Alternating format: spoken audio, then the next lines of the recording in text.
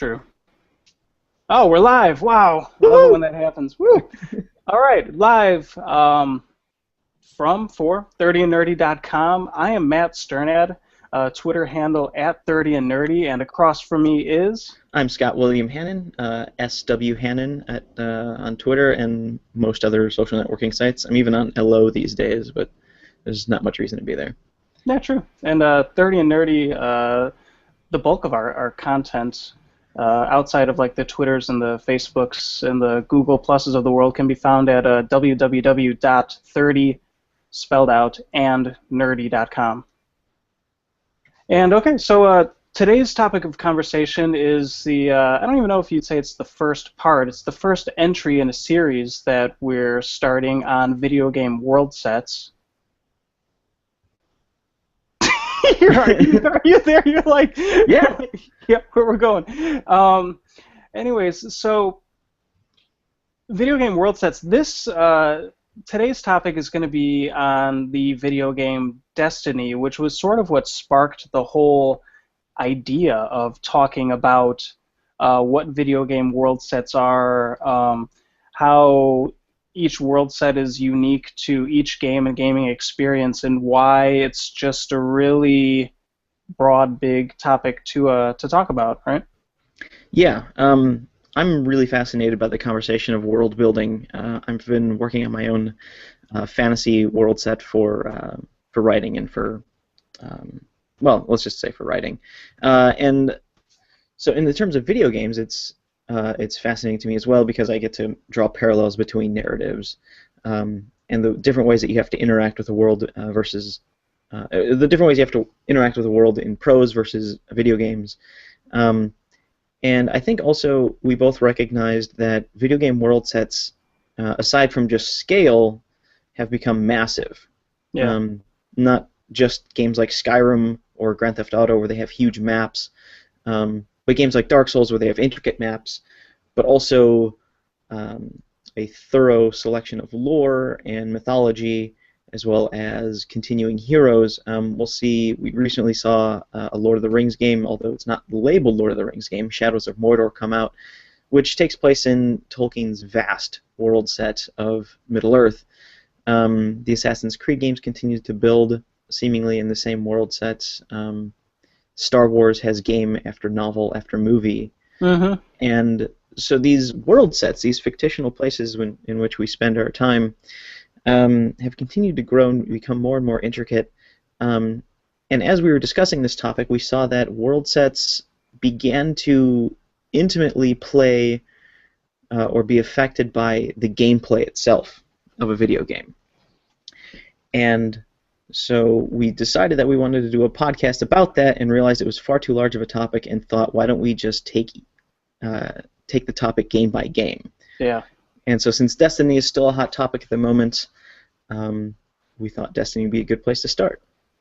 Okay, and so then just to further clarify a little bit before we move on here, by saying the word world set, we're actually talking about both a video game's gameplay mechanics, kind of like the things that you do in the game to either achieve something or progress the storyline. Some examples that we were given, it could be anything from collecting dots in Pac-Man, running around left to right in early Mario Brothers game, or in the case of Destiny, shooting enemies and collecting loot.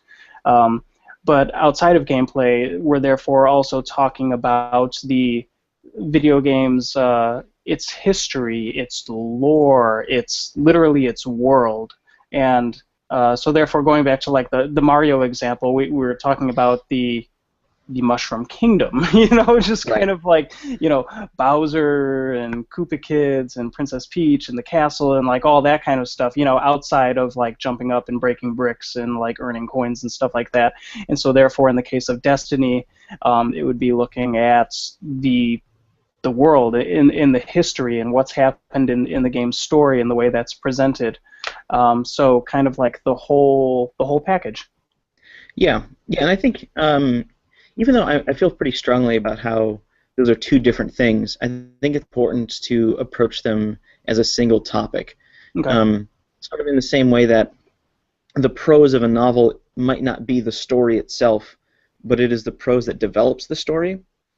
And so a video game's gameplay is what should also develop its world. And so even though they can be taken very separately, I think the goal of our conversation is to find the way in which they influence each other and the way that they work together to determine the function as well as the experience of the game. Does that make sense? Makes sense to me. Cool.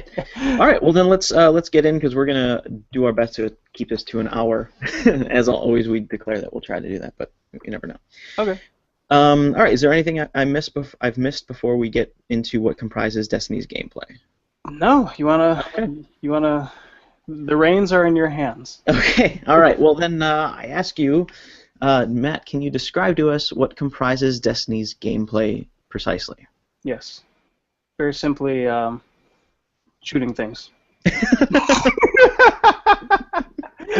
Well, okay, it is to the core a first-person shooter experience with very, very light role-playing game elements mixed in to sort of give off a sense of discovery in between the shooting parts of the game. And so, gameplay-wise, you have character classes that earn sets of weapons and armor via shooting bad guys in the game. Man, I can break. It's so easy to break it down. It's like I'm trying to figure out a way to elaborate on it. Essentially, you shoot enemies in the game. You run to the next location in the game. You shoot more enemies. Every once in a while, an enemy drops a piece of loot. You pick up that piece of loot, see what it is, decide if you want to equip it or not. Every once in a while, when you gain a piece of loot, and by loot I mean weapons, armor, it can be helmets, chest pieces, legs, assault rifles, scout rifles, shotguns, and whatnot. Should one fall off of an enemy that's unidentified, you'll go back to kind of like a hub in the video game called the tower. And in the tower, there's somebody called the Cryptarch, and the Cryptarch will let you know what this previously unidentified item was, and still, it's just a matter of determining whether you do or don't want to equip it. But that's what you do in the game, is you run around and you shoot things. Yeah, and the Cryptarch is sort of like a middleman between you and your loot. Yeah. Because every other piece of loot that you find, you can just pick up and use. This guy, for whatever reason, you have to go back to and decrypt. Yeah. And also, I guess to expand upon it, like, yes, you're running around and you're shooting enemies, and you have like your weak enemies, your medium enemies, your big hulking, bullet spongy boss enemies. The game also has its version of kind of like horde modes throughout the storyline, where you're sort of like defending a point. We'll say you're defending a computer terminal while like waves of enemies come in, for a set amount of time, while your ghost AI companion in the game can like hack the computer terminal. So not only is there like shooting and exploring, there's shooting and fending off horde modes. In multiplayer and in some of the raid modes in the game, there's points that you need to hold. So there's kind of like holding the territory, sort of like shooting gameplay modes. It's player versus player, right? Yeah, and in player versus player, you have like holding territories. You have like straight up, deathmatch sort of things where, you're trying to reach, you're trying to accumulate more points than the other team, either within the set time limit or by capping that point pool. Whether it's 10,000 or 20,000, depending on the game mode and whatnot. Are there any other modes like capture the flag? No, there's no capture the flag. No. That's really weird now that you mention it. Is there like a King of the Hill? No, there's I'm trying to think of it. There's scavenge. There's a scavenge mode that I admittedly haven't played yet, and I believe what scavenge mode is there's there's kind of like an item that you need to hold on to for a set amount of time, and sort of like if your team goes and gets like the piece of salvage or whatever, you like hold on to that salvage and try to stop the other team from like wiping out your team and then grabbing it and then accumulating, the time and the points for having held on to it. Okay, that's That, kind yeah. of same. So, but it literally, because the game is a first-person shooter through and through, everything you do in the game revolves around either teaming up and blasting other players, or teaming up and blasting your way through the game storyline. Right. And this is goes to an extreme that doesn't even have you really interact with anything outside of shooting. That Ghost AI character you were talking about takes care of all the door hacking and takes care of all the interactions outside of that. As well, you don't even really accumulate missions, you simply go to places from your hub, and it just tells you to run somewhere where you go find enemies and shoot them. Is that right? Yeah, true. The sense of exploration in the game largely comes from every planet in the game has like a patrol. It's not even a patrol area, like a patrol mission that you can sort Mm-hmm. of like choose to go onto, which is sort of like the game's version of like a free roam mode, where you can Right. kind of explore the nooks and crannies in the game. You can discover gold, treasure chests, and there's 5 gold treasure chests kind of like hidden and tucked away on every planet. So there's that element of like exploration, but again, outside of like the shooting, like you were saying, kind of like with the ghost or opening up these treasure chests, literally you're holding down the square button for a couple of moments in the game. Well, square on the PlayStation controller. Anyways, to either open up a treasure chest or tell the ghost to examine a computer terminal, or something like that. Yeah, but there's not. Oh yeah, or when you're going down on the planets, also you can like for example, Earth, you'll find spin metal, and so you'll hold down the button, grab the spin metal. If you're on Venus, it's spirit bloom. If you're on Mars, it's ore. If you're on the moon, it's like helium. And like every planet has like this one resource that you mine. But it's very far from, say, deeper first-person role-playing experiences, like, for example, something like Fallout, where when you're exploring an abandoned location, you're kind of like digging through dresser drawers and you know ovens and fridges to try to find cans of foods and other resources to help you survive. There's none of that type of stuff in this game. It's very much a visual experience that is not highly interactive in any regard. Okay.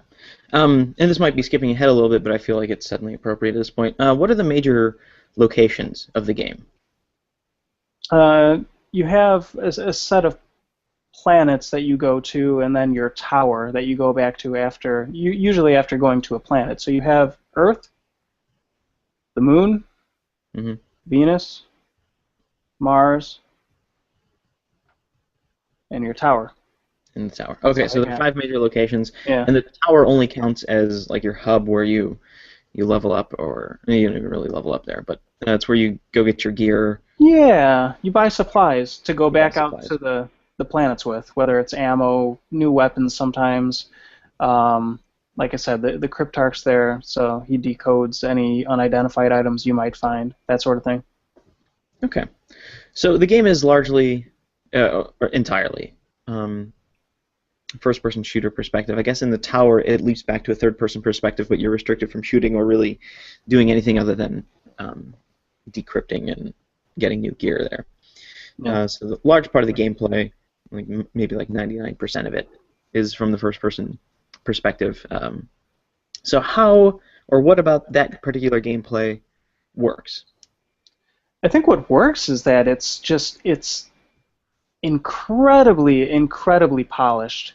As far as the shooting mechanics in the game are concerned, just the way it feels, the way the world and the enemies react to just kind of like the bullets and the throws of the grenades, the way the physics in the game react to it all, and the way the game feels when you control it with the controller in your hand it's in a lot of ways it's perfection. Like I played a lot of shooters How over would the you years. describe the feel or the feel of the game though? Like you said you are about to say, you've played a lot of shooters. How does it compare to other shooters? Like, um, what is the what is the difference between Destiny and, say, Call of Duty or something like Far Cry?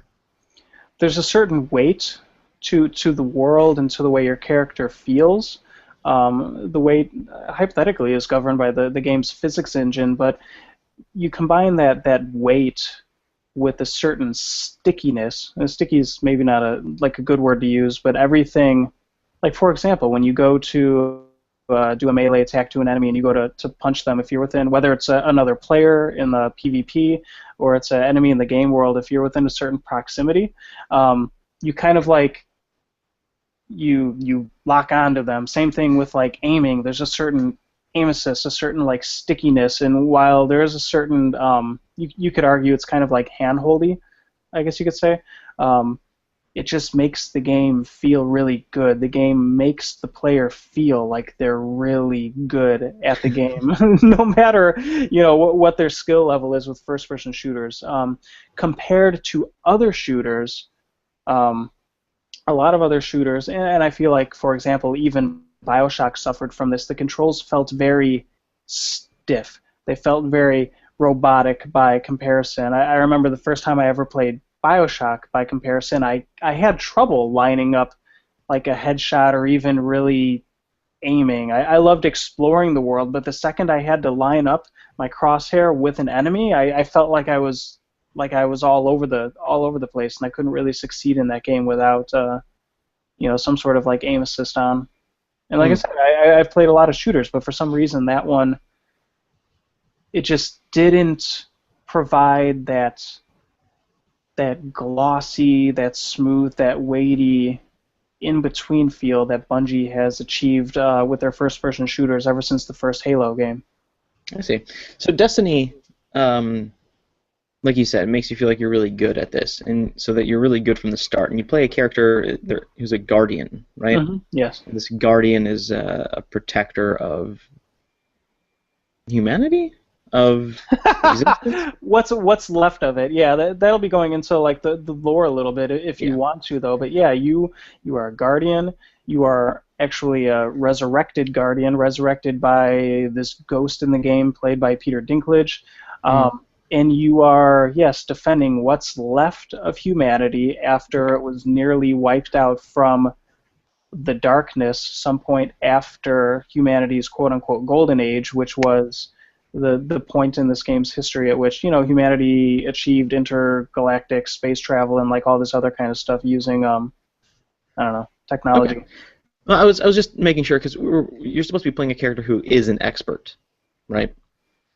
No, to be honest, I believe you're playing a character that doesn't know anything about anything. Like any information you're given in the game is either divulged to you by Peter Dinklage's ghost character. Actually, I'd say 99% of it is, and then anything outside of that is you're learning from going to Bungie's website and reading grimoire cards that you unlock by killing enemies in the game. Well, okay. I'm just trying to think because I've been playing through Far Cry 3, and I know over the course of the game, the character begins as a trust fund, super privileged kid who ends up with a gun in his hand, doesn't really know what he's doing. And over the course of the game, you get better and better at it. Your skills upgrade. Your aim doesn't drift as much. You're more accurate. You can do more damage with certain weapons and so on. And of course, the weapons themselves upgrade. But I was just wondering if Destiny began with you as someone who's supposed to be good with these guns, and that's why you immediately feel like you are good with those guns. Oh, I see. So I was going to discuss the progression of your skill as a character. Oh, wow. Okay. It appears to me that your character when you're resurrected in the beginning of games, I suppose that the ghost knows it's resurrecting this at one time great warrior master of arms type character. It's essentially it knows that it's resurrecting Destiny's equivalent of a Spartan soldier. But yeah, and as you progress throughout the game, you unlock more abilities like double jumping. Depending on the class you choose in the game, you get like super abilities. But as far as your ability to shoot and handle weapons and things like that, that comes about largely from upgrading the weapons themselves. I'd say there's very little character progression in the game. Um, for example, I was watching a video on GameSpot the other day. I believe it was GameSpot, where right now in the game, Destiny has this Iron Banner thing going on for the first time in its multiplayer, where when you go into player versus player multiplayer, your actual weapons and your actual gear that you've earned and your level matters. Um, and so what they were testing out is how level 2 characters stack up in the player versus player multiplayer against level, say, 26 to 30 players, which is on average what you see fighting in the Iron Banner.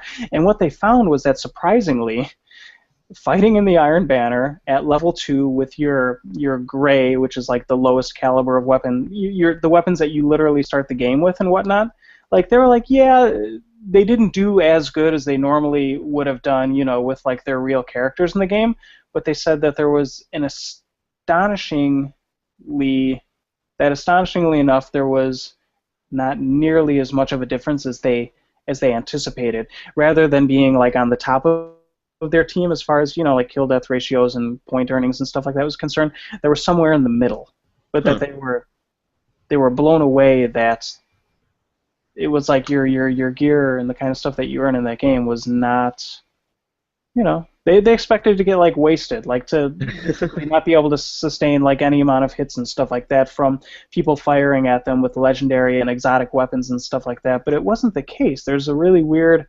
balance issue going on right now. And so to answer your question, you think that argues in favor of skill?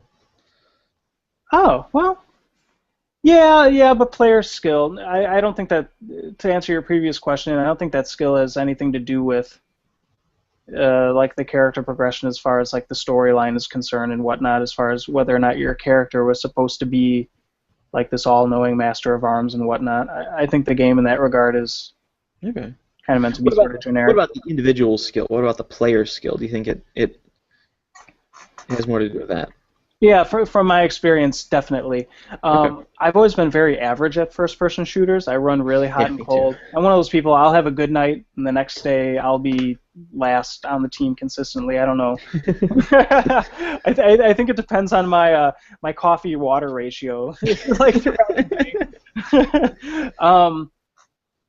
But what I notice from playing with people who play a lot of first-person shooters and stuff like that is somebody who has really good, as they say, twitch-based reflexes and whatnot, somebody who's consistently good at the Battlefields and Call of Duties of the world, they're also good at this game. Whereas if you suck at first-person shooters, you're probably not going to be that good at this game. In the player versus player, but it's pretty representative of the genre. Yes, yeah, exactly, to a T. Okay. All right, so then what else about the actual gameplay experience works? You've got the shooting, the feel of the guns, the feel of the bullets, the enemies. What about exploration or about loot discovery or weapons upgrading? What works there and why? Not much. Not much.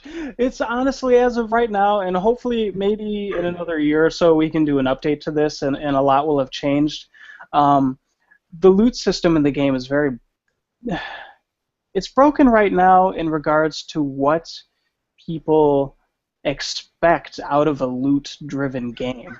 For example, like in any game with at least light role-playing game elements, you have a level right now.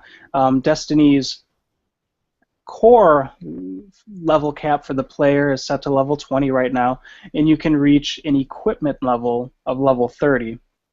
What that means is anybody can reach level 20 just by playing the game, shooting enemies, turning in quests, and earning experience points.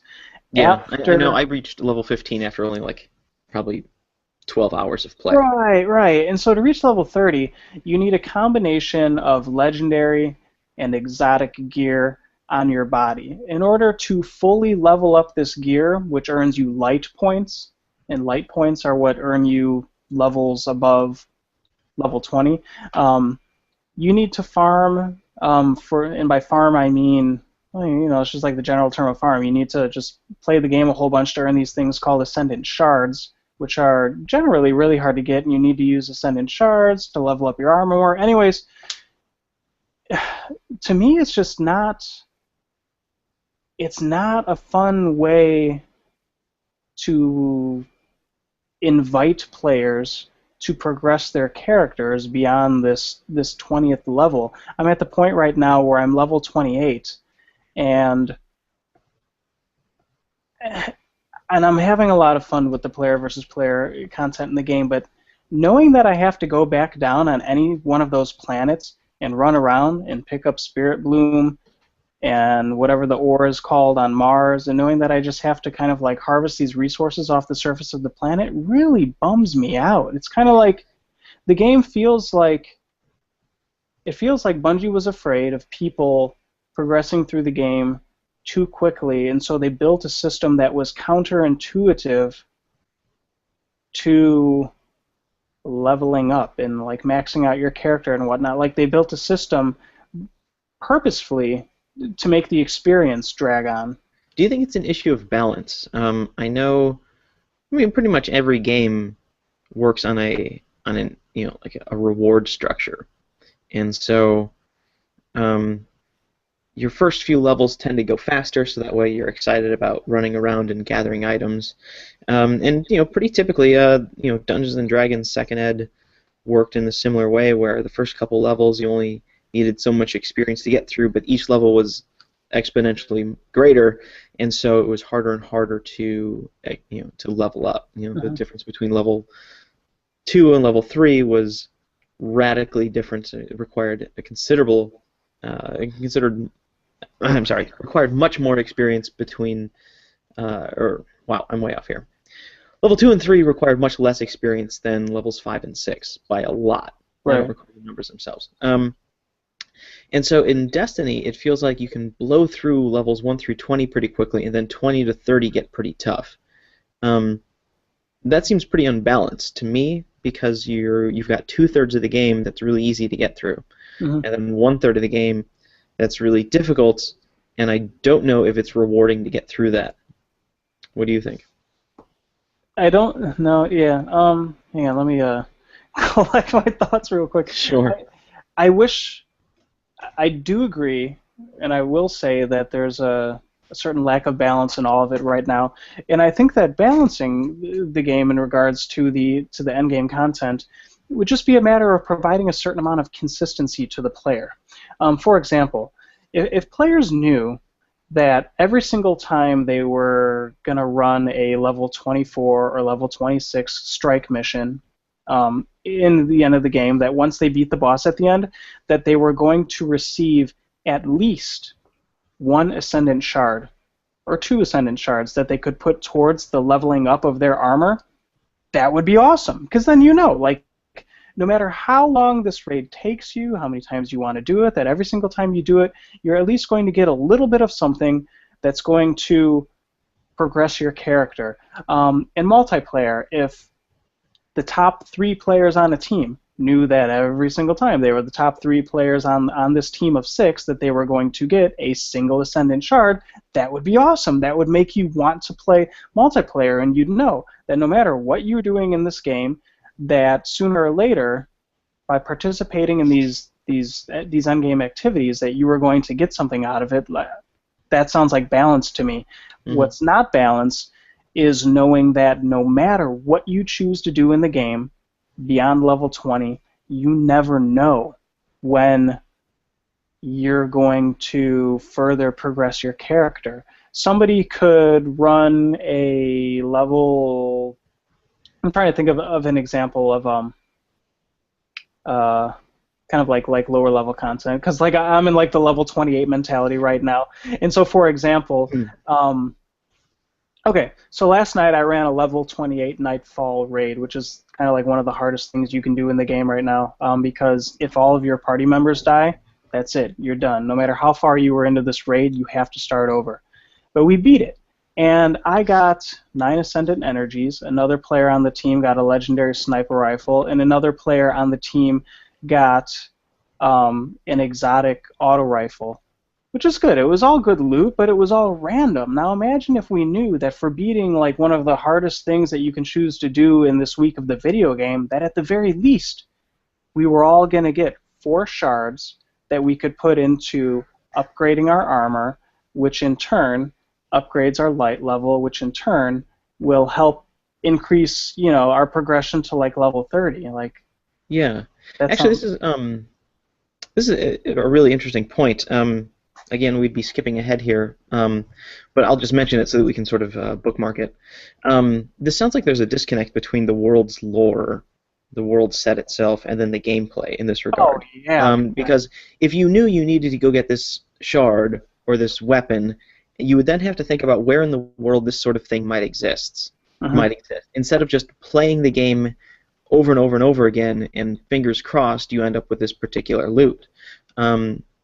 Because I'm neck deep in Far Cry, a lot of my examples are going to come from there. But in Far Cry No, it's okay. 3, It's a great game. if you, I'm loving it. It's certainly flawed, but mostly great. Um, but in Far Cry 3, if you want to upgrade your pouch that holds all of your crap, your loot sack, you look at your loot sack, and it'll tell you the next loot sack you can build requires this sort of animal skin. And then you look Right. at your map and you go, where's that animal at? Where can I find him?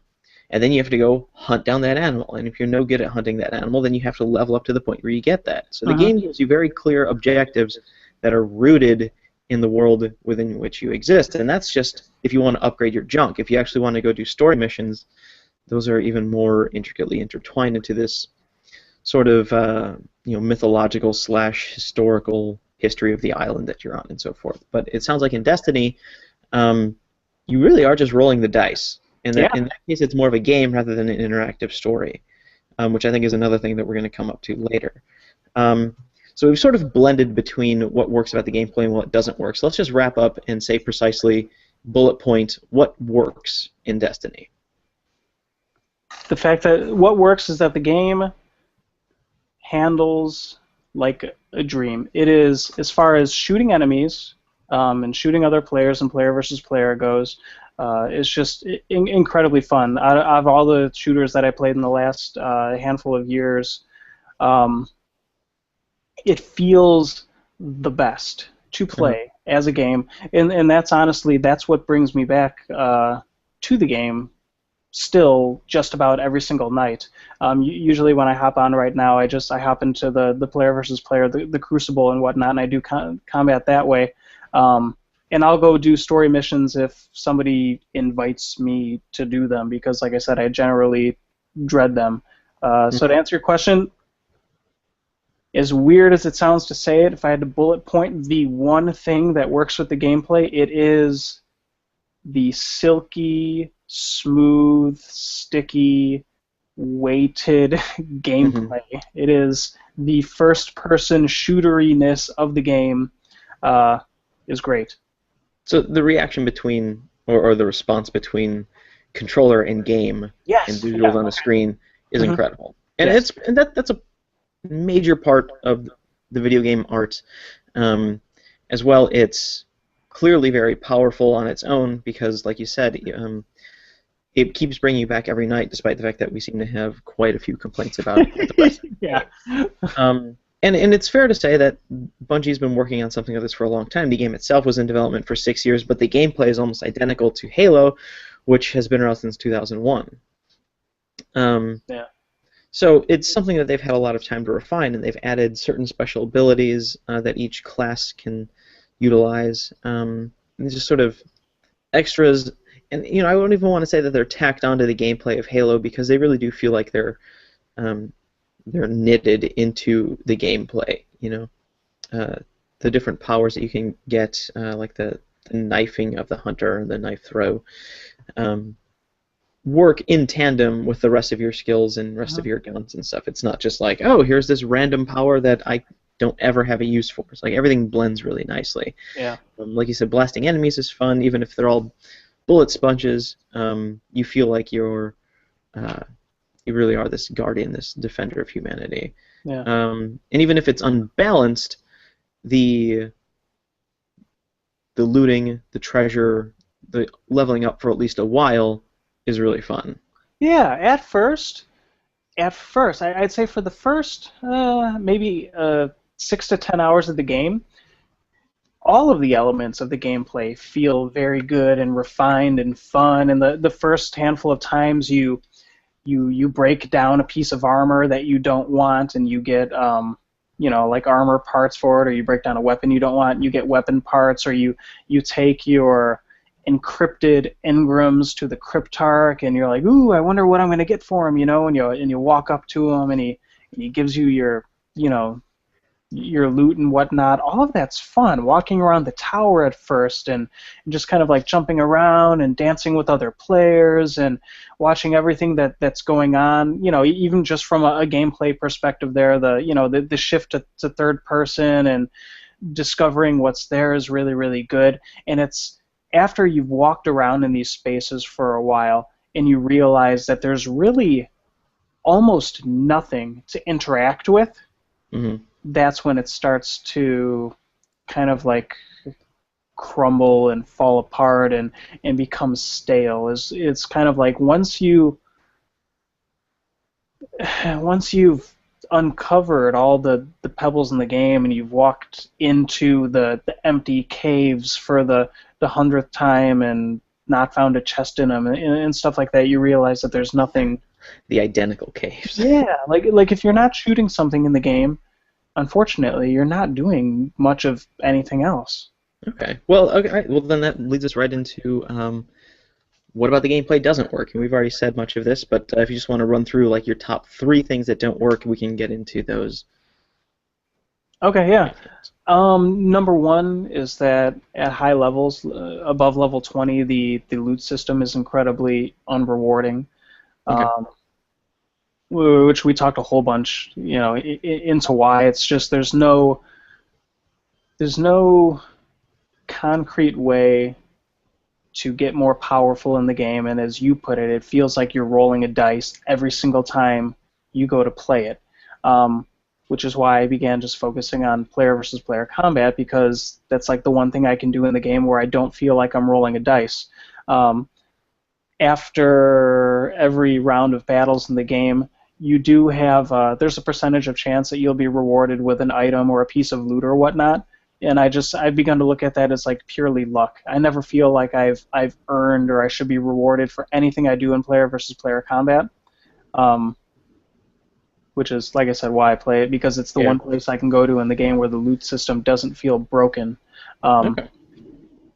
What else about the gameplay doesn't work is interacting with characters is incredibly, it's like a bare bones stripped down affair. When you talk to a non-playable character in the game, they're usually selling you something. I feel like you have this world full of mysteries and so much potential for these characters to divulge, even if it's just like little breadcrumbs about like the world and what's going on and what happened and whatnot. But non-playable characters are just kind of like standing around. And this is in the tower. Once you go down to the planets, there's nothing to do besides shoot things. There is nobody to talk to. There's nobody, hanging out. There's a couple of dead astronauts on the moon, but you can't talk to them. You can't talk to them. Yeah, there's so much potential for, like, at least the first time you go through the game, like, wow, dead astronaut. Maybe there's an item on the body that, it's kind of like there's nothing there. In other games, when you begin to gripe about, I'm trying to think of a generic example. In Game B, if you walked up to the dead astronaut on the moon, you might find like a journal entry on his body and pick it up, and you might have to say like, I have to read this, And in the good version, we'll say the better version of that game is Game C, and you walk up to that same astronaut and you pull a audio log off of his body and you say, woohoo, the game's gonna read it to me. In Destiny, none of that stuff exists. Mm-hmm. And so it feels very empty compared to oh man. Sure. I think literally every other first-person shooter I've ever played in my life, not even ones with RPG elements. Halo 1. was supposed to feel desolate, and you're exploring this unknown place and whatnot, and so it was fine that you were walking around and nobody was there. But in Destiny, you're exploring the remnants of where humanity once was, and so to not be able to dig through those drawers or hunt for audio logs or very simple things like that, man, really bums me out. But so gameplay thing number two, to summarize, it's just that the world feels empty and there's not much gameplay in it. The third biggest strike, I guess you could say, I don't know. Those are really the two things. Okay. Yeah. Okay. Cool. All right. Well, then let's try and knit them together, knit them back together with the lore or the history of the world, and then just the design of the world itself. So Destiny begins. You are resurrected by a ghost or a ghost. Yeah. By Peter Dinklage. And just to be clear, Ghost is not an actual ghost. He's a little digital, or he's a little robotic ball, not too unlike Guilty Spark from Halo. Yeah. Who tells you that he's resurrected you, and he takes you on this little quest to fulfill your duties as a guardian, to fight back the darkness. And I forget what the Traveler has to do with it, but it's just it's one of the several very generically named items or people or groups in the game. We've got Guardian, Ghost, Darkness, Fallen, Traveler. It's pretty plain. I think I think oh, sorry, not to cut you off. Keep going. No, it's fine. No, my next question was just, so what exactly is going on in the world of Destiny? Okay. I'm going to preface this by saying that I have not gone on Bungie's website to read a single one of the Grimoire cards that you unlock in the game. I've been to Bungie's website. I went there to Bungie.net when I created the clan, and to just kind of take care of those duties. And I even have the app, the Destiny app on my phone, that I can read the Grimoires on there. The Grimoires, for anybody who doesn't know, is essentially when you go to a new area in the game, I think, but certainly when you shoot X amount of enemies in the game, you unlock layers of these things called grimoires for those enemies. So, for example, if I shoot 150 fallen captains in the game, I might unlock a grimoire card, in which I can go to Bungie's website and I can read more backstory and history and lore on the fallen captains. And from what I can tell, some people are really into this. I had my friend Mike told me early on when he was playing the game, he was like, "Oh, did you know that these fallen dregs like go through this ceremony before they're, given the rite of passage to go hunt with the captains?" Something like that. I'm paraphrasing. And I was like, "No, how did you know that?" And he was like, "Oh, I read it on the Grimoire cards." And I was like, "Oh, that sounds really, really interesting, really crazy." And so there are going to be those Destiny fans, those Bungie fans, that are just going to eat up every single morsel of information they can get on the backstory of this quote-unquote mysterious world, whether it's presented in the game or not. Yeah. So from how do you feel about that separation? Oh, I hate it. Yeah, me too. I hate it. One of the things that me and a buddy got into the other night when we were talking about the game, usually the Destiny nights where we finish a raid or PvP, end with us running around the tower and dancing or jumping on railings, and then noticing that there's a bunch of other people just running around for a half hour doing nothing also. And unfortunately, we go down this very, I'll call it a dark path, where we start comparing Destiny to other, pieces of sci-fi entertainment, usually in the realm of video games. We compare it to one of the games very often is Mass Effect, and we talk about how Mass Effect has a codex.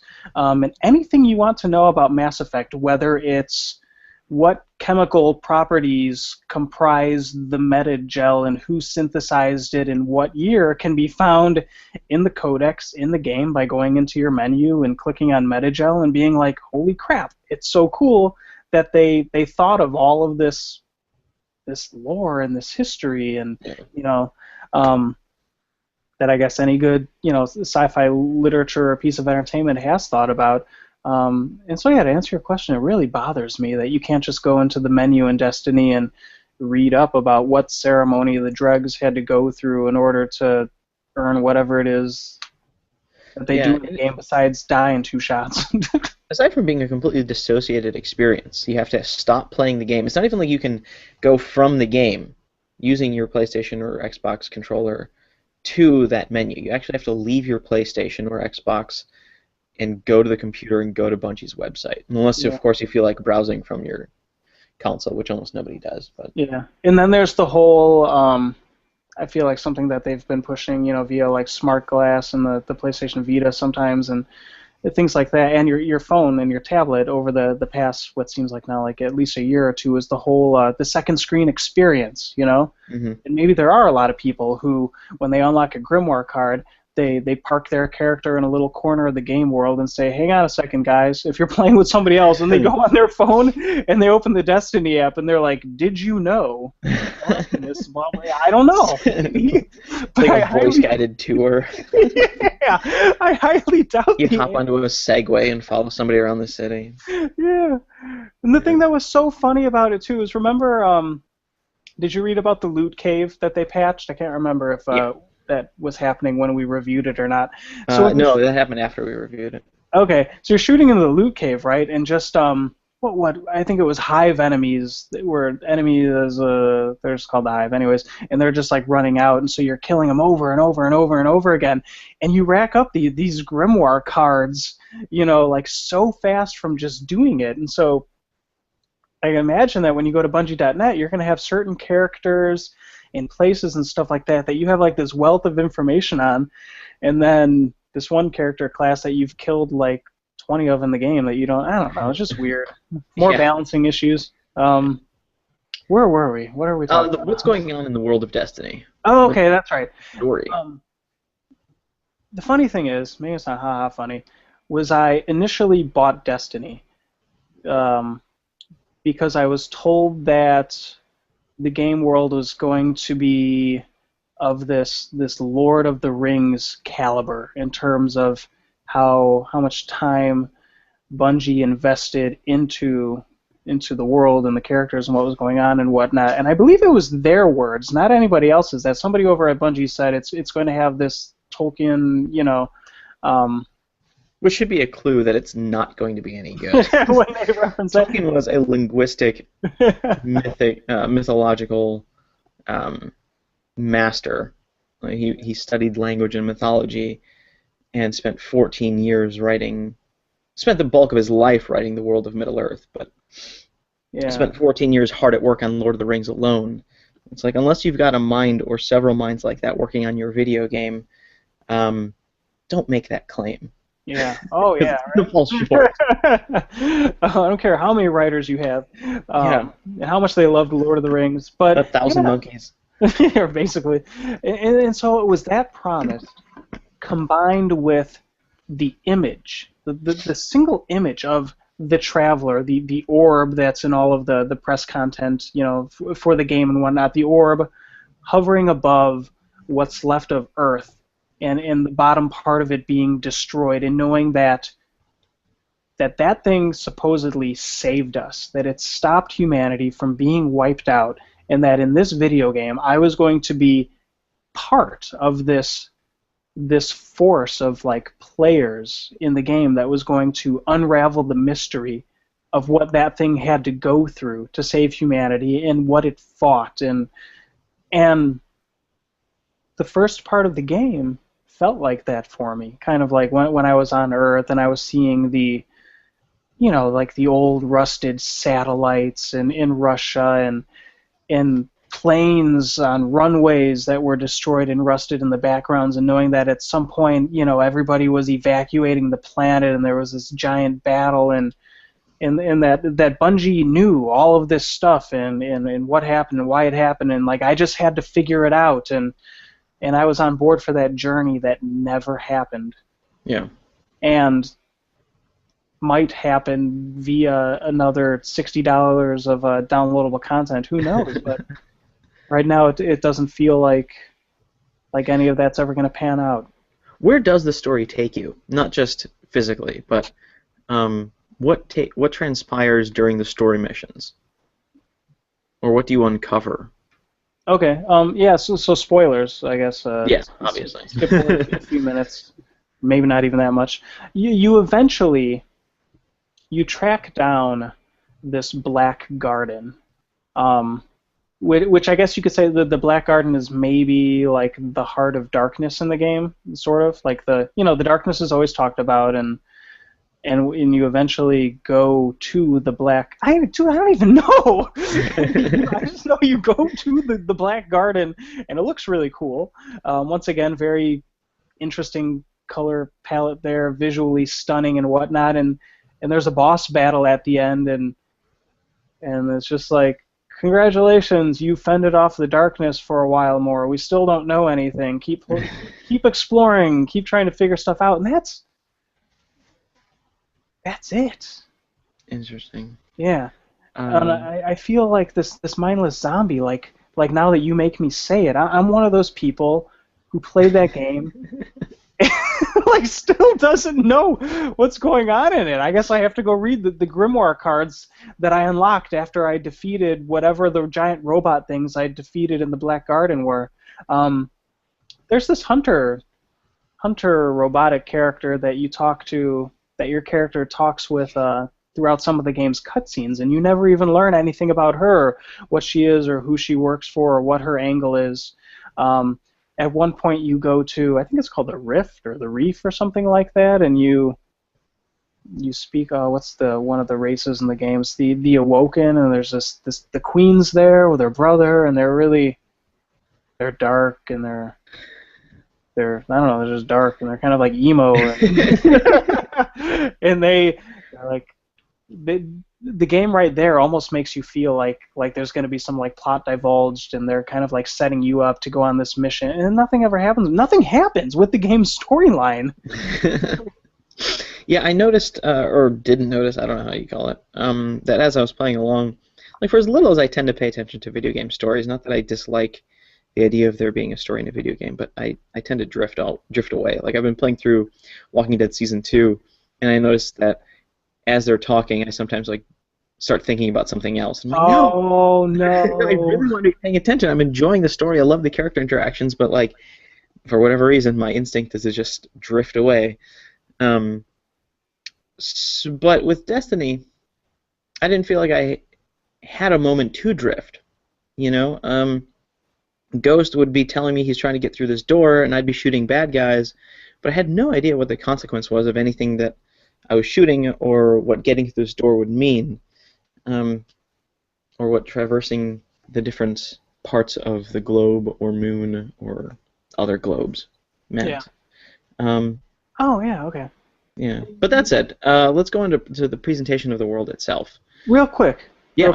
Because I think you jogged my memory a bit. I'm just going to do like a little bullet point thing if I can on the fly. Yeah, do it. So it's like you start the game and you're on Earth, and I think you put the big satellite thing, you get it to go up towards the end of it all so that you can travel, you can travel I don't know if it's intergalactic, interstellar, so you can get to other planets.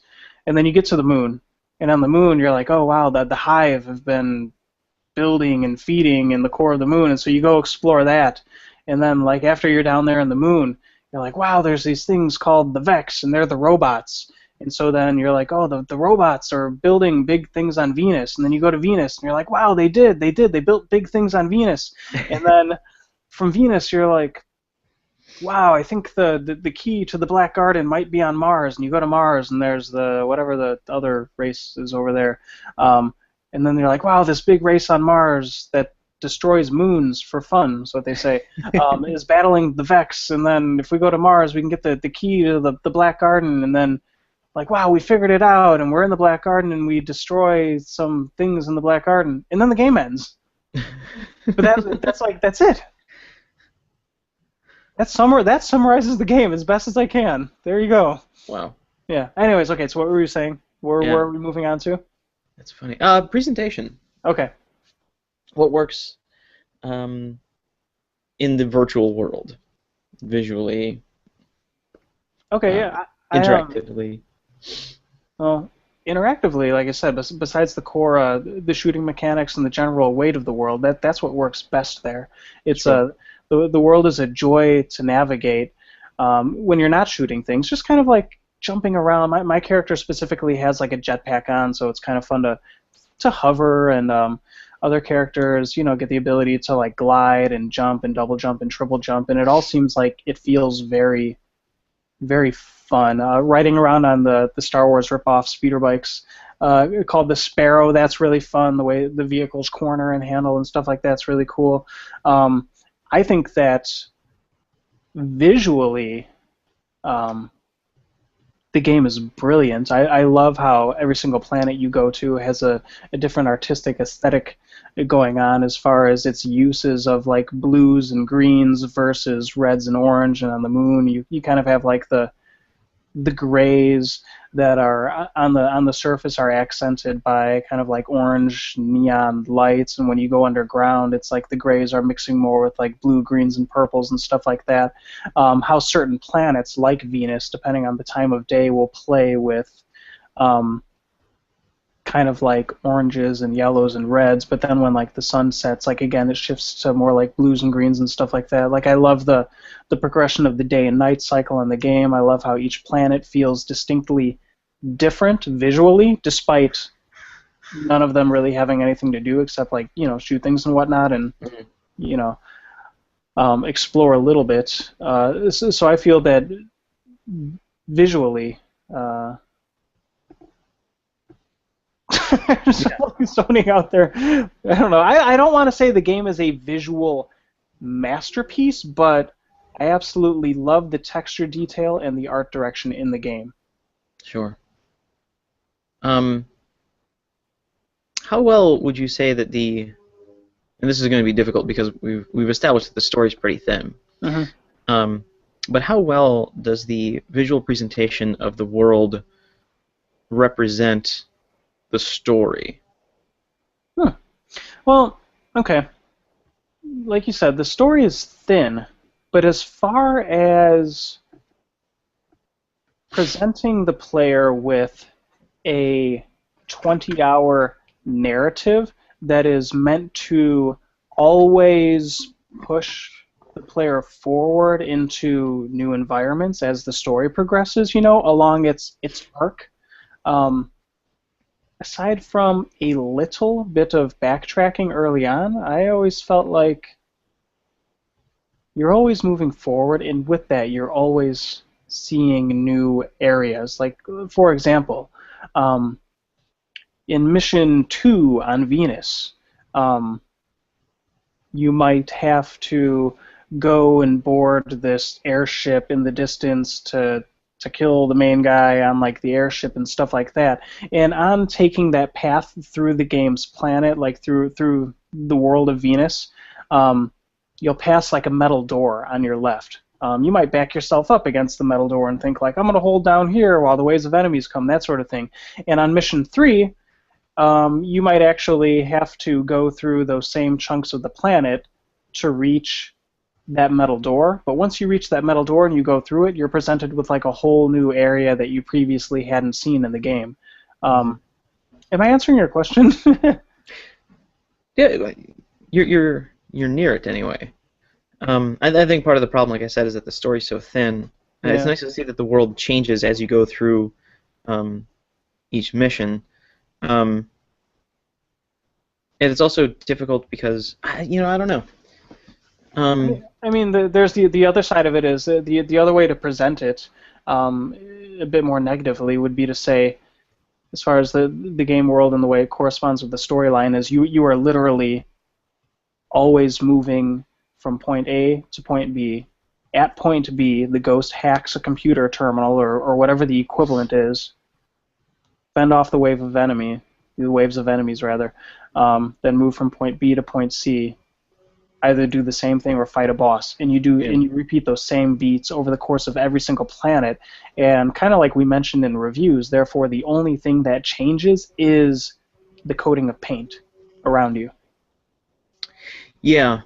Yeah, that's something I would, I guess we can probably just segue into the next portion, which is where we find the presentation lacking, and that's one of the places where I have one of my largest complaints, or maybe the place where I have my largest complaint. I don't like being that ambiguous. You mentioned that there's a good color palette change between all the different worlds. Uh-huh. My other problem is that not only is that just a superficial change, there's nothing that's too dramatically different about um, the structural change, about the structural design of those worlds. Right. It's really hard to pin down, but Bungie has a very definite level design philosophy. They tend to be large open spaces with the occasional narrow corridor. And tall ceilings for some reason is a big thing to them. Yeah. And I feel like even though the exteriors of buildings look different on the Moon versus on Earth versus on Venus or Mars, the general layout of each structure is about the same, even though corridors don't necessarily turn left at the exact same place. Like there's a general expectation for when you're going through a level as to where to find the next turn or what on the next corner. Instead, I guess I would have liked to seen dramatic differences in the structures on Venus versus on Mars versus on Earth versus on the Moon, if only because they're wildly different places, naturally. The Moon doesn't have very much gravity. One of the things that bothers me about the Moon is that I jump the same height that I would on Earth. It would have been a really simple way to engage the player with the universe is to change little things like the physics on each planet. It doesn't have to be a whole new physics rendering. It should be pretty simple to change gravity in a video game. I remember there was a cheat code in San Francisco Rush 2049 on the 64 where you could put on light gravity, and when you go flying off a jump, you would go really far, and all the physics would still act the same. It's just your car didn't have as much weight. Little things like the different ways that you would have to build a building on Venus versus on the Moon. Venus has a really hostile atmosphere and a devastating surface temperature. It would have been really interesting to have to navigate a different, if maybe you ran outside in Venus and your shield started going down, you can only spend so much time outside. Yeah. The buildings themselves, if one of them was busted, it was leaking the exterior gas, you'd have to run through certain corridors quickly. There were just a lot of little things that would have helped engage the player in the world of Destiny, in what is, I understand to be, our world, just in the future. Yeah. It's just basic science fiction stuff. I feel like they could have added in very simply and given us a really intimate world. Yeah.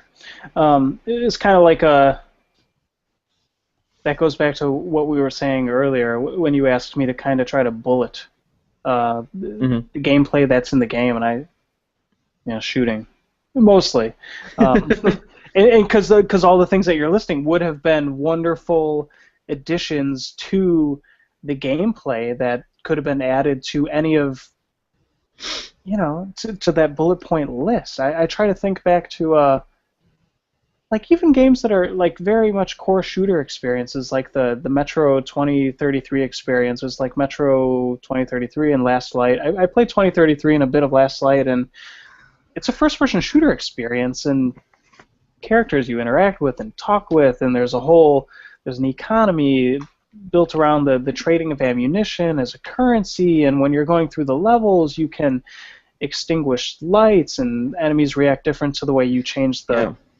lighting, and there's also like upgrade RPG crafting components and stuff like that, and it really does feel like point a finger at any other shooter like available on the market, and there's more to do in it than there is to do in Destiny.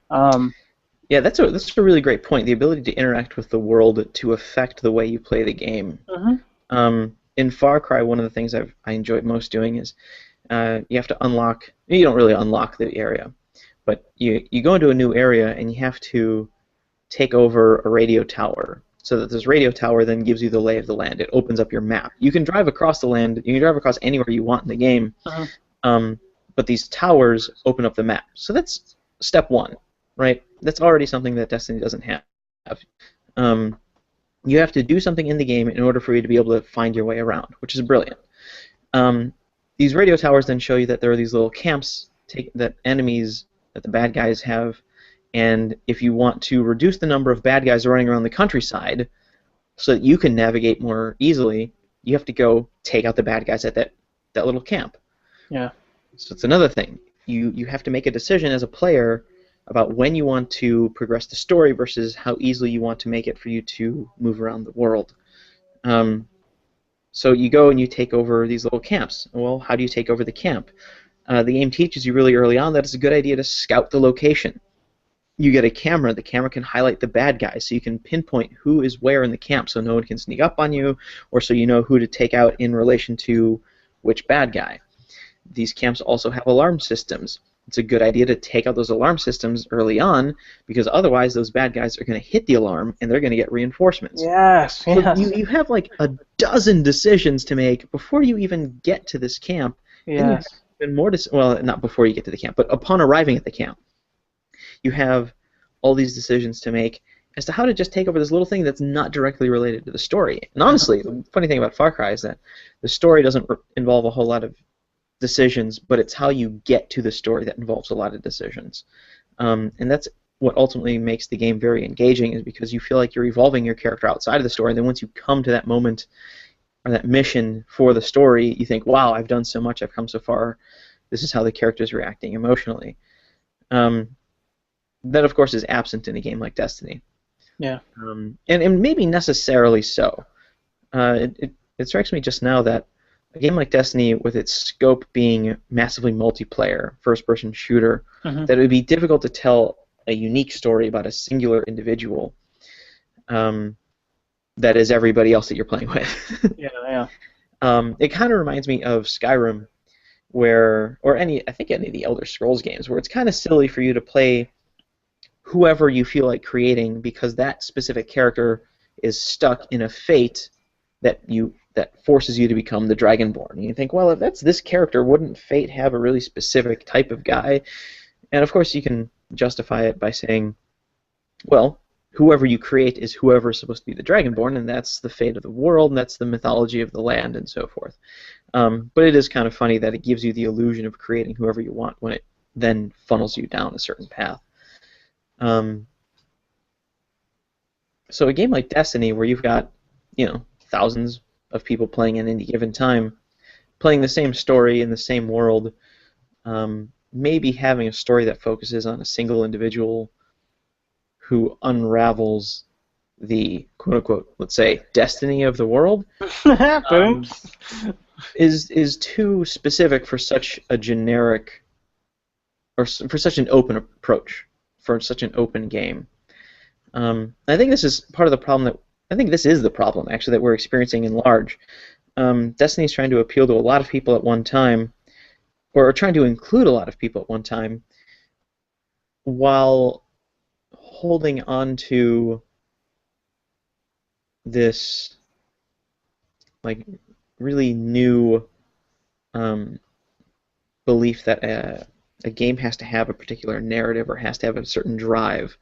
Because at its core, Destiny really seems to be just a game rather than a narrative experience. I don't think it needs to be a narrative experience, because, like we said, you get to level 20 pretty quickly, pretty easily, and then you're supposed to play this game for another 10 years. I don't think that it needs that narrative drive. Yeah. I think this is along the same lines, just kind of when you're mentioning other games and things like that, and how I pointed out that one of the things that one of the best aspects of the game right now is how genuinely fun it is to play, because of how well it handles I think a part of that could be I haven't played it on Xbox 360 or PlayStation 3 right now, and so as being a new PlayStation 4 owner, it's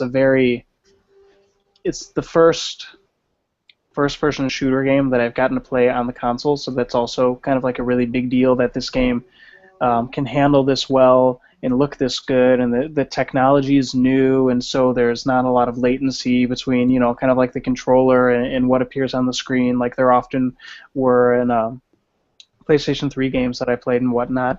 And so it's going to be interesting, I think, to see when more and more games come out this holiday season, especially first-person experiences like Far Cry 4 and stuff like that, and you start seeing more of these very similar experiences. I'll run with Far Cry 4. First-person shooter games that also handle very well, that also are very visually stunning. But not only that, but there's a variety of things to do in the game with as far as characters to interact with, like we were saying, dynamic gameplay experiences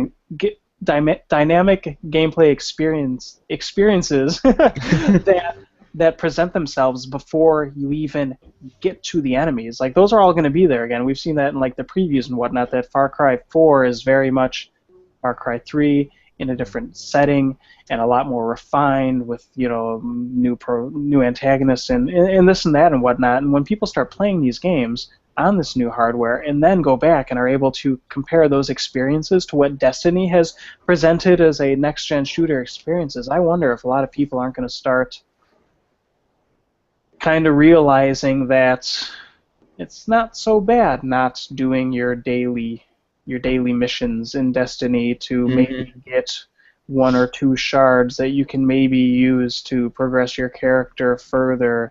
And Point. yeah. Destiny is designed to take up a lot of your time. Yes. And it's fortunate that Destiny has come to the new generation so early. Yeah. Because we're just shy of a year of PlayStation 4 and Xbox One. And yeah, once the consoles start getting more populated with more first-person shooters from reputable franchises and reputable developers, it's going to have competition. There's not a whole lot. There's the new Call of Duty, there's the Wolfenstein game, there's Killzone, there's Battlefield, Titanfall. But all of those, came and went pretty quickly. Destiny is designed to last longer. It's going to have to compete with Far Cry 4, the next Call of Duty, and those just first-person shooters. We're not even talking about like Shadows of Mordor, which it's funny because when I log on my friend's PlayStation 4 and look at what his friends are playing, it's Destiny or Shadows of Mordor. Same here, right? That's in Drive it. Club now. Yeah, absolutely. But how much longer was that going to last? Once the catalog of games for this generation starts fleshing out, Destiny is going to be, the old maid. Yeah. For me personally, I hope we're probably actually detracting from the Worldsets conversation a little bit. I was gonna say we're at a point now. I've been playing the game for about a month or so. Come Tuesday, I'm gonna get the Evil Within, and I'm just gonna go crazy on that game. After Evil Within, it's gonna be Dragon Age Inquisition for me. I guess my point being that despite the fact that Destiny is fun, I'm probably going to get to the point where I'm only playing it either A, when I do generally want to participate in a competitive, like player versus player, multiplayer style experience, because I'm not going to have that with any other game that I'm playing, or B, if some other people that are playing it, I kind of had the little clan thing going on right now, and so somebody's like, hey, will you log on and like help me out? Yeah, sure, of course I will. It's still a fun game. I just don't want to waste my time with it. Is kind of like what it's starting to feel like. It's sort of like these last few nights and whatnot. I'm still playing it, and I'm still, the element of fun, slaps me across the face every once in a while. But I'm largely playing it as an addict. No, because like video games are, it's kind of like my number one choice of entertainment, and so Sure. I'm just I got kind of I got a question, and I think this might be a good way to wrap it up. okay. In our conversations back and forth about how to approach this topic, Yeah. I specifically pointed out that I think reward is like the driving force of a good world set Okay. and games in general. Yeah. So through our conversation today, just now with Destiny and our previous very long review of Destiny, um, what it sounds like is that Destiny begins with a very strong and rapid fire sense of reward. You level up quickly, you get new guns. The changes in the gameplay are very tangible because your new guns do more damage very noticeably. Your enemies, of course, get more powerful as you go along, and that reward structure, your ability to combat those enemies, escalates very quickly Hmm. to a point. And then it sounds like, and correct me if I'm wrong, then it sounds like that reward structure breaks down. You spend a lot of time seeking reward and not getting anything, or not getting it what you need, or not reliably getting what you seek. And that becomes discouraging very quickly. And for me, the reward structure was really insubstantial from the beginning. It was kind of fun for a while, but the remainder, the exploration of the world, and the reward that you get from exploring was absent from the beginning. We mentioned the empty caves, the identical-looking caves, the lack of diversity between the worlds, despite a color palette change. The worlds act and interact very similarly. So, from a perspective of reward structure, would you agree that Destiny begins very strong, but thins out towards what I think we could break down as the latter third? Yes. Oh yeah, completely, utterly. Um, It's kind of like this guy sounds so stupid. I don't even know if this is gonna make sense. I'm gonna roll with it. Like in Destiny right now, getting to level 30 is like I'm trying to build. I don't eat meat anywhere, but I'm trying to build a pepperoni and sausage pizza, right? With a mhm. nice white crust and mozzarella cheese. And every single time I log on, it's like going to the grocery store and trying to find these ingredients to build this perfect pizza. And it's like, but I'm stuck with a wheat crust and ham and cheddar cheese sprinkled on top, and I'm just like, when is the store? What do I need to do? Spend 14 hours in the store and hope that the stock person comes out with the mozzarella and the sausage? I'm sick of wheat crust and ham. That's a really funny analogy. It's still I pizza. think that works. You It's still know, kind of good, right? oh, that's really funny. Cool. All right. Well, any final thoughts? I know we had discussed a good developing uh, end to the podcast, but I've already forgotten it. Oh well. Yeah, I think we should. Okay, real quick. You started wrapping up just like the conversation as Destiny, as a world set. We said that we specifically weren't going to try to focus too much on what it could be, its potential, because like that potential is very much in Bungie's hands in regards to their ability to mostly flesh out kind of like the story and all those gameplay elements that you were saying that were lacking, but are very much present in the Fallouts, in the Far Cry 3s of the world and whatnot. And so I think for me, ultimately, what it comes down to is that the gameplay that is present in regards to the game's world set is incredibly fun. I just wish there was a larger variety of it.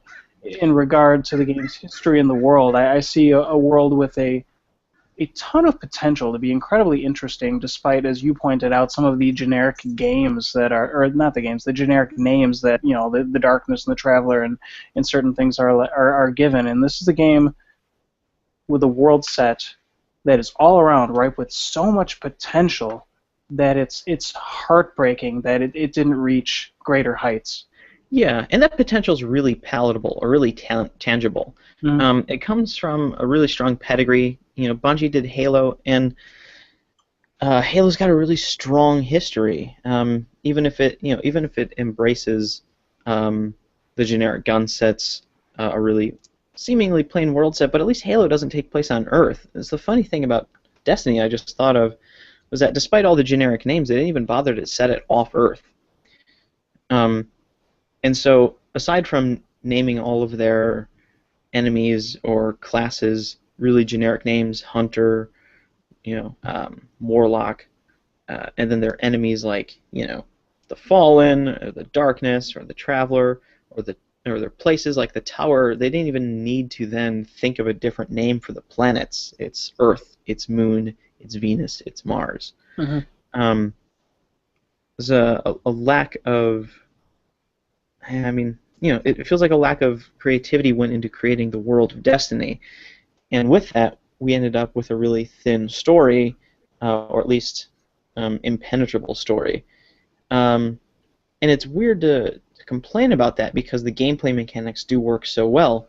And I wonder if part of the problem is that we exist in a world where a lot of these games come with really epic or sweeping stories or really tangible, intricate, intimate stories. Between, say, like the difference between Far Cry 3 and Fallout. Far Cry is very intimate, and despite taking place on a large map, and Fallout is very sweeping. Some are all these other first-person open-world large games, and so we come up to Destiny that feels like really all it wanted to be was a shooter, where you go and shoot with other people, but it had this pressure to be these other games. Yeah.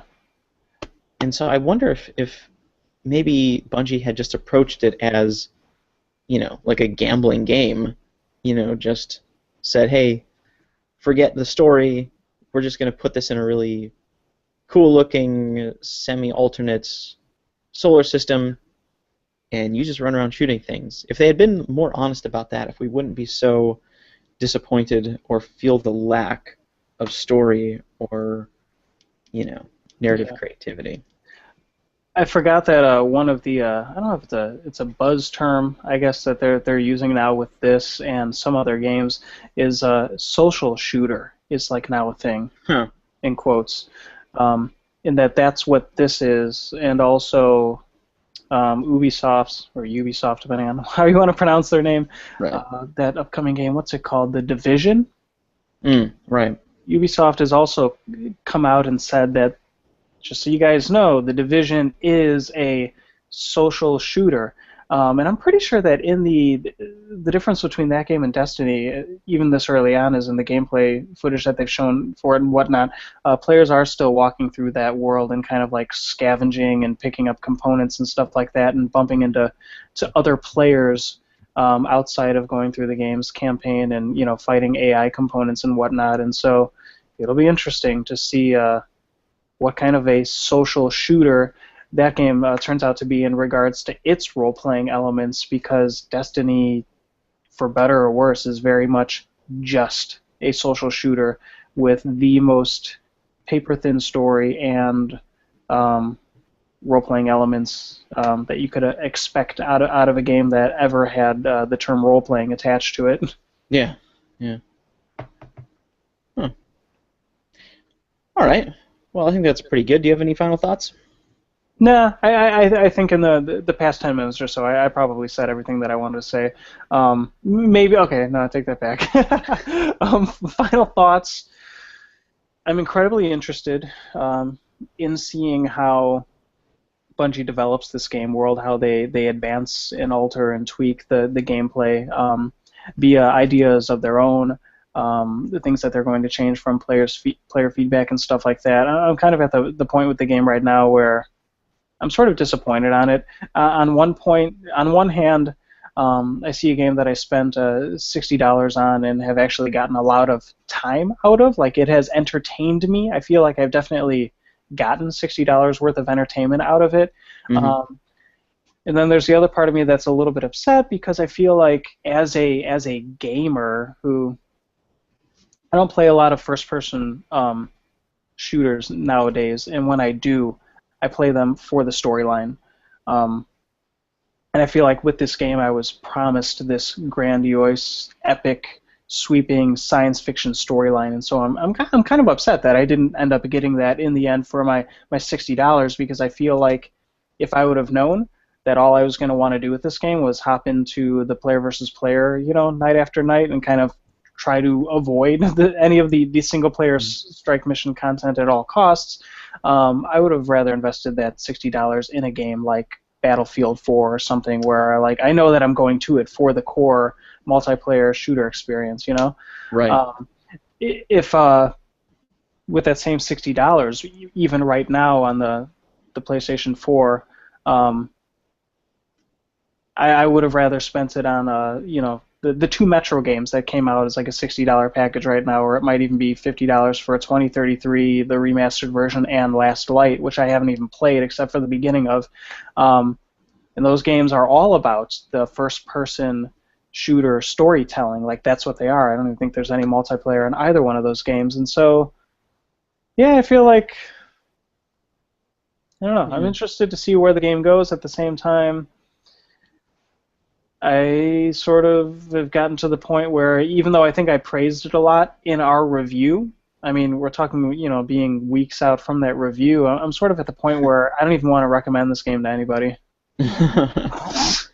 Yeah. But yeah, from a Worldset perspective, yeah, it's a fun game with a lot of potential, and I'm interested to see what they do with it and where it goes. And there's still that little part of me that is genuinely happy that I decided to download the game versus owning it on disc, because if I owned it on disc, I would be tempted to try and get some money for it somewhere and put it towards other gameplay experiences and storylines and stuff like that. But I'm stuck with it, so I might as well, to an extent, see where it goes. That's funny. Yeah. How about you? Final thoughts? Final thoughts. I think the game could have just dropped the story entirely. I think you're right. If it had just been like a Battlefield or a Counter-Strike, where they just said, "Hey, first-person MMO, go nuts. Yeah. Here are these raids. Here are these PvP missions," and then maybe they would have just spent more time refining the guns and refining the world and refining the level progression. We wouldn't have a level 20 cap with a level 30 buffer. I don't even know what that's supposed to be. I don't know why they make the distinction between leveling to level 20 and then getting equipment that puts you up to level 30. It doesn't even make sense to me. So maybe Destiny would have worked a lot better as a cohesive piece had they just dropped the pretense of story. But also maybe they've got big plans down the road. I don't know. True. But overall, as a world set, I'm pretty disenchanted by the lack of diversity, the lack of interactivity, and lack of dynamic gameplay, just in general. Yeah. The one of the closing comments when I was talking with some of our clan members online the other night, one guy said, the guy Mike, who was the one who I was telling you that has actually gone and probably regularly goes into the grimoire on his phone and whatnot to read up on the lore of the world. One of the things he said is that he didn't argue with me that the game is shallow, but what he did say was that ultimately the game is the most fun when you're running around in the game and playing it with friends. And I think because of that, because there are people that just look for those social aspects out of these social shooters as they are now, the game is probably always going to have its core audience that says, you know what, if the world set evolves and we get more lore and more history and more story explanations out of this game, then that's awesome. And you know what, if nothing ever happens with any of that, then I'm still here to play this really pretty game with my friends because I think that's fun. And that's what I want to do. Yeah. Yeah, but I think that speaks towards the power of co-op. Oh yeah, true, very true. Yeah. But I'm glad it's there.